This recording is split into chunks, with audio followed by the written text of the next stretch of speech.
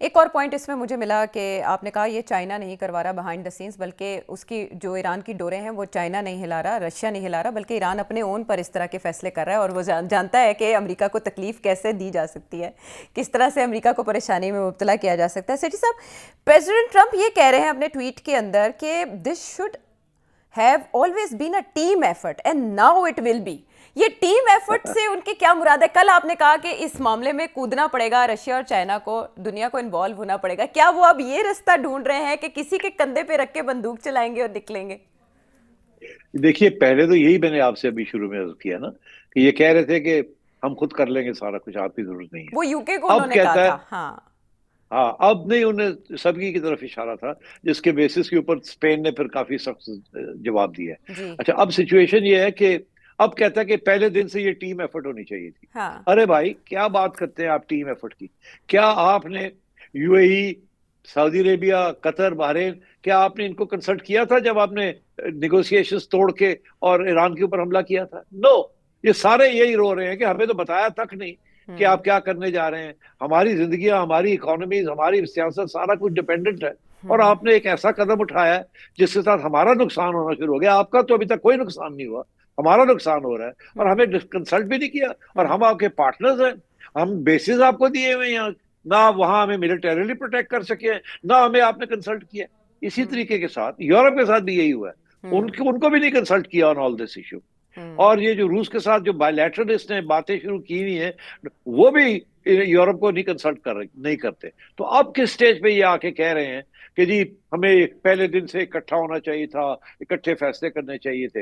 ये क्या बात हुई? पहले आप करते नहीं है, सबको आप एंटेगनाइज करते हैं, सबको आप नाराज करते हैं, फिर जब आपके मुश्किल वक्त आता है तो आप कहते हैं जी हमने तो इकट्ठा होना चाहिए था, इकट्ठा होना चाहिए था। तो हम्म। इसके दो, एक तो ये कि और भी लोग नाराज होंगे कि ये देखो यार, पहले हमें ये करता है और अब ये कर रहा है। दूसरी बात ये है कि हम्म। आपकी क्रेडिबिलिटी क्या है? आप हाँ। एक दिन एक बात करते हैं, दूसरे दिन दूसरी बात करते हैं। हम्म। मेरा ख्याल है कि डोनाल्ड ट्रंप ने जो अमेरिकन मिलिट्री पावर है, पॉलिटिकल पावर है और इकोनॉमिक पावर है, उसको जितना नुकसान पहुंचाया है ड्यूरिंग द लास्ट 1 ईयर, किसी हम्म। अमेरिकन प्रेसिडेंट ने आज तक तारीख में इतना नुकसान नहीं पहुंचाया। और ये जो मल्टीपोलर वर्ल्ड बनने जा रहा था, जो आहिस्ता आहिस्ता डेवलप हो रहा था, क्योंकि अमेरिकन इकोनॉमिक पावर जो थी relative to Chinese power and Russian power, वो कम होती जा रही थी रिलेटिवली। हम्म। तो वो जो है अब कंफर्म हो गई बात कि वो भी नहीं, अब पॉलिटिकल भी अमेरिका इस किस्म के लोगों को इलेक्ट कर रहा है जो कि इस किस्म के अमेरिका को नुकसान दे रहा है। और मैं ये समझता हूँ कि ये बात अब अमेरिकनों को भी समझ आनी शुरू हो गई है आहिस्ता आहिस्ता,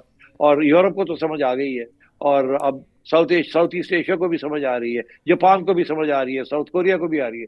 अभी हम बातें कर रहे थे तो साउथ कोरिया सोचों में पड़ा हुआ था हम्म। कि यार अब ये हम क्या करेंगे, हमारे यहाँ से तो जो थर्ड बैटरीज थी जी। वो भी उठा के ले गए हैं, हम्म। हमारी प्रोटेक्शन कौन करेगा? तो वहां बातें ये शुरू हो गई हैं कि हम्म। यार फिर हम नॉर्थ कोरिया के साथ जरा मिलके कोई डील ही कर ली है, हमें तो खतरा नॉर्थ कोरिया से है। हम्म। अमेरिका तो डिफेंड ही कर सकता अपने साथियों को, और जो हमारे यहाँ जो मिलिट्री इक्विपमेंट रखी हुई थी अमेरिका ने, वो भी उठा के ले गया यहाँ से, तो हम्म। हमारा क्या होगा?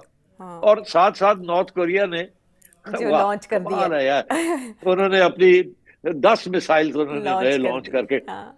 टेस्ट कर लिए। हाँ। और उन्होंने जनाब हाइपरसोनिक मिसाइल्स जो न्यूक्लियर वॉरहेड्स कैरी करती हैं, उन्होंने वो भी टेस्ट कर लिए, जी। और दिखाने के लिए कि लो ए हम्म। जे साडा पावर और तोड़ा पावर जो है वो लेके जा रहे थे। तो साउथ कोरिया भी एक शुरू हो गया है। अच्छा यार, अब मेरा ख्याल है हमें भी निगोशिएशन शुरू कर देनी चाहिए नॉर्थ कोरिया के साथ डायरेक्टली। जी। यूरोप कह रहा है हमें अमेरिका, रूस के साथ बात करनी चाहिए। हाँ। और इस किस्म की बातें हो रही हैं। तो मैं ये समझ, और ये गल्फ में जो सारे हैं वो पाकिस्तान के पास भाग रहे हैं कि हम्म। हमारी बचाएं, हमारे साथ आ जाएं। हर बंदा कहता है हमारे साथ कर ले, which is a measure of Pakistan successful diplomacy. Hmm. और और एक सेंट्रलिटी बनती जा रही है पाकिस्तान की, which is hmm. Very very good.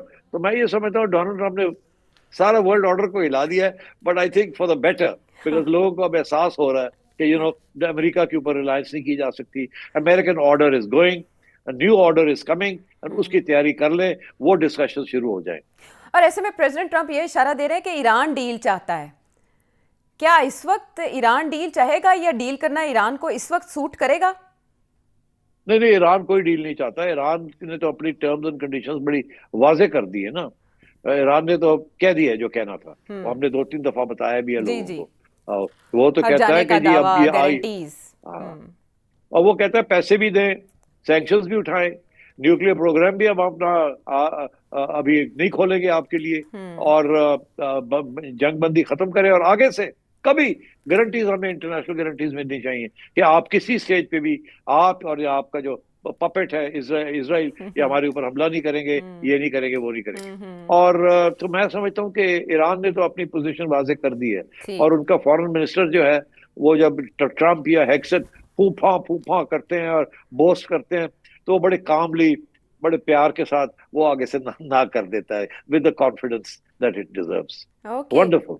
हाँ, अच्छा सेठी साहब, आपने अभी जैसे हवाला दिया कि आज तक किसी प्रेसिडेंट ने अमेरिका को ऐसा नुकसान नहीं पहुंचाया जितना प्रेसिडेंट ट्रंप अब तक कर चुके हैं, यहाँ तक कि वर्ल्ड ऑर्डर उनकी वजह से चेंज होने जा रहा है। ये नेतन्याहू इस्राएली वज़ीर आज़म 40 साल तक तकरीबन हर अमेरिकी प्रेसिडेंट को कन्विंस करते रहे अटैक के लिए, लेकिन कोई उनके झांसे में नहीं आया। यहाँ तक कि जो प्रेसिडेंट ट्रंप थे वो अपनी पहली टर्म में कन्विंस नहीं हुए इनसे अटैक के लिए। अब की बार ऐसा क्या हुआ कि कूद पड़े? डोनाल्ड ट्रंप हुआ। वो कहते हैं ना कि इजरायली लॉबी इंतजार में थी कि कोई बेवकूफ सा प्रेसिडेंट आ जाए जिसको हम आसानी के साथ ट्विस्ट कर लें। तो ये इसमें कोई शक नहीं है कि इजराइल ने हर प्रेसिडेंट के साथ कोशिश की है कि वो ये काम करे। बुश ने सबसे ज्यादा किया, इराक के अंदर, सीरिया के अंदर, एंड सो ऑन। वो सबक सीख गए, भागे वहां से फिर।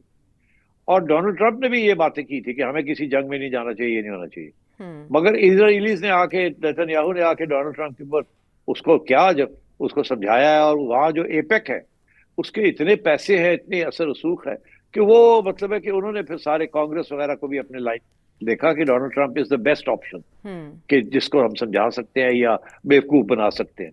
तो वो हो गया। डोनाल्ड ट्रंप के बारे में आपने कभी सुना है हिलरी क्लिंटन किस किस्म की जुबान उसने इस्तेमाल की थी? सियासी नहीं, वो वार्न कर रही थी जी। ये हिलरी क्लिंटन की अगर है तो वो क्लिप निकाल के दिखाइए कि हिलरी क्लिंटन ने बड़ी अहम बातें की थी डोनाल्ड ट्रंप के बारे में काफी अरसा पहले, कि उसने कहा था कि ये जो बंदा है ये बेवकूफ है, ये बहुत खतरनाक है, ये जंगे करेगा, ये कहता उल्टा है और करता कुछ है, और ये ऐसा गलत बेवकूफ आदमी अगर ये कभी पावर में आ गया तो अमेरिका, उसके बाद अमेरिका नहीं रहेगा, एटसेट्रा इस किस्म की बात की थी। It's not hard to imagine Donald Trump leading us into a war just because somebody got under his very thin skin. Americans aren't just electing a president in November. We're choosing our next commander-in-chief, the person we count on to decide questions of war and peace, life and death. And like many across our country and around the world, I believe the person the Republicans have nominated for president cannot do the job. Donald Trump's ideas aren't just different, they are dangerously incoherent. They're not even really ideas, just a series of bizarre rants, personal feuds, and outright lies. He is not just unprepared. He is temperamentally unfit to hold an office that requires knowledge, stability, and immense responsibility. तो ये है मामलात इस जंग से जुड़े, जिसमें अब हम देख रहे हैं कि प्रेसिडेंट ट्रंप कोशिश कर रहे हैं कि बाकी लोग भी इस जंग में कूद जाएं स्ट्रेट ऑफ हॉर्मस के बहाने ही। और उनका ट्वीट बड़ा इंटरेस्टिंग है जो एंड में यूँ ड्रॉप होता है, ये कर्टन इस तरह ड्रॉप होता है कि it will bring the world together towards harmony, security and everlasting peace. ये प्रेसिडेंट डोनाल्ड जे ट्रंप लिख रहे हैं अपने ट्वीट में। तो इस हाथी के दांत वाकई खाने के और हैं और दिखाने के और। ब्रेक के बाद आते हैं वापस।